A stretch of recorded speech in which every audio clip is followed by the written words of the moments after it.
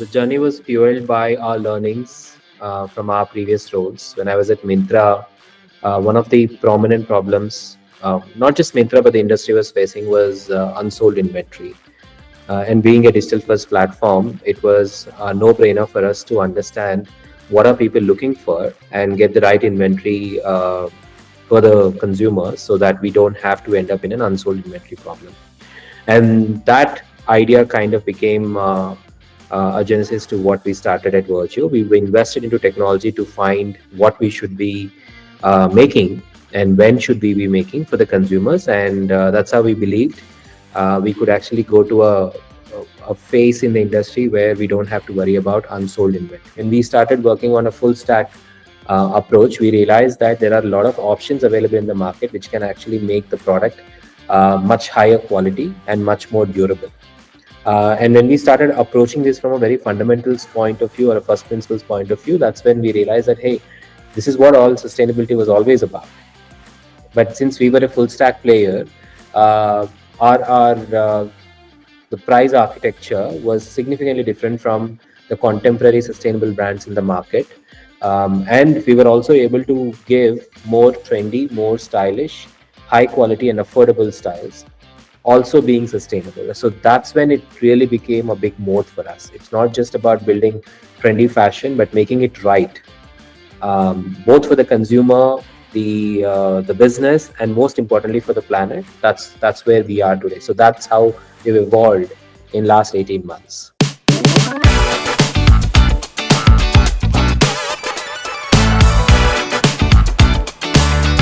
Our process actually starts with understanding what's happening in the world of fashion. There are events, there are people around the world who's influencing the world of fashion almost on a day-to-day basis. Fashion is no longer following a fixed calendar, no longer following two seasons where it's fall, winter, or spring, summer. The fashion can change every day. Yes, there are seasonal elements. Yes, there are cultural nuances, but the trends are almost happening on a day-to-day basis. That's our major investment into technology, to understand this on a day-to-day basis or as fast as we can, right? The amount of data that is getting generated and the amount of understanding you have to do from the data is always a challenge, and that's where our computer science backgrounds are coming in. So we are investing into understanding this. Now, once we have a set of insights, that's when the human in the loop, where our designers will come into picture, and we tell them that, hey, here is what people are talking about, and here are the best sellers, or no, not the best sellers, sorry. Here are the styles that the celebs were wearing. So can you make something out of it, work on? Now the design process has been significantly shortened because they don't have to do the research, they just have to design. Now once the design is done, the other part where most of the time is spent is trying to find the right fabric for the design to be realized the right way. What we do instead is we actually have a fabric vault. So our systems know what is available with us in terms of all the available fabrics in the market. So while we are giving insights to our designers, we also give inputs that here are the fabrics that are available with us. And hence our production cycle is much shorter than a typical production cycle. We are not compromising on the quality, and hence what happens inside a factory is still the same amount of time. We are not pushing for an hour or a day kind of a job. We want it to be built the right way, and hence our QC process, the quality check process, is very stringent. Now, once this is done, we have our cataloging process and everything, and then we list it on our websites. We also list it on our marketplace partners. And that's when the consumers actually get it. So that's the loop we follow.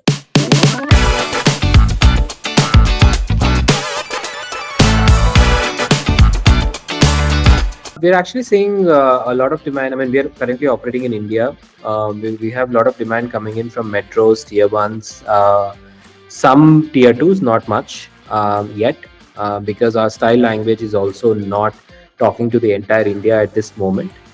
But what is surprising for us is beyond, I mean, more than metros, it's the cities like Surat, Ahmedabad, Pune, Jaipur, Hyderabad. They're doing phenomenally well for us. The first order values are significantly higher than metros.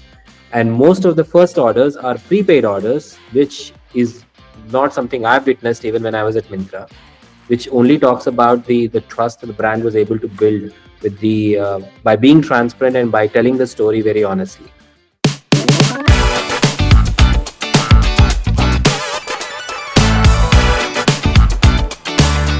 this is something that we are hearing from our consumers, our own team members, that hey, we have a product where we need to be in offline, where people come realize what they're getting for the money. Because whenever we've done pop-ups in the metros, the price has become a no-brainer for our consumers. But in online, unfortunately, they're looking at a catalog, and there are many dropship models where a similar looking style could be available for half of its price or one third of its price. But only when you touch and feel both the styles, you would know why this costs this much versus this costs this much. And that's where offline would always make a difference for us. And yes, we are actually planning to open store, at least one store by end of this year.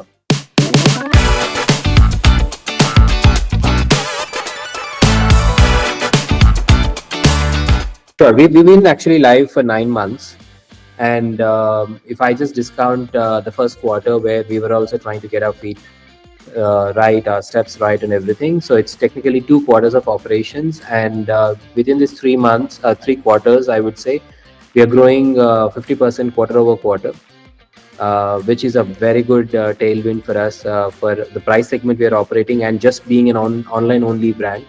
Online usually has this headwinds of pricing, discounting and everything, and we don't have discounting on the platform by choice.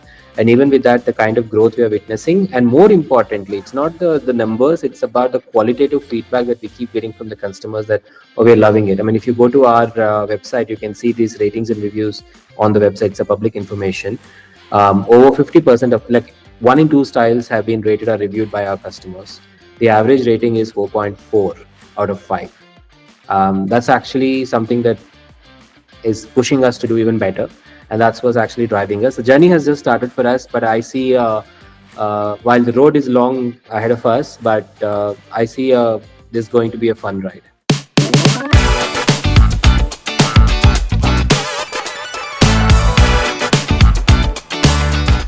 The D2C element of any retail brand helps more in telling the story directly to the consumer. The reason why we take so much pride in our website or app is because we are not just talking about the product, we're talking about what happened behind the scenes. Like, if you go to our product page, the carbon footprint, the amount of energy used, the amount of water used, we take pride in talking about how much we have saved in making your favorite dress, which no brand actually talks about, right? And that's where, while this is something the consumers might not care about today, but very soon they will start noticing these things. Brand building is a very slow journey, but it's a very consistent journey.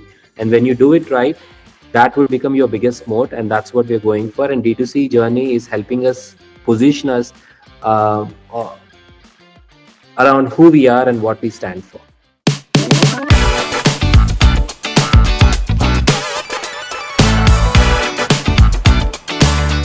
See, our mission statement is to make sustainability a mainstream fashion business. If it doesn't become a mainstream thing, and as long as it stays niche, it's not going to make a change in the industry. Every year we will read reports about this much landfill has happened, this many carbon emissions are happening, this much river water has been polluted, and the reason is because sustainability has not become mainstream. We're still buying stuff which is not good for the consumer, the business, and the planet. So our job is to get there, and the way we are doing it is we are going full stack. We are taking out middlemen as much as we can, and passing on the goodness to the consumer in terms of an affordable pricing. When we are hoping that if this picks up, it gives us economies of scale to go invest more into the ecosystem to make a lot of these things viable for other brands to jump in and do it, so that more and more brands start talking the language of sustainability. And that I see is the first step towards changing the direction for the fashion industry. And when the sustainability becomes table stakes, then fashion is no longer the largest polluter or the second largest polluter in the world. That's what we're aiming for.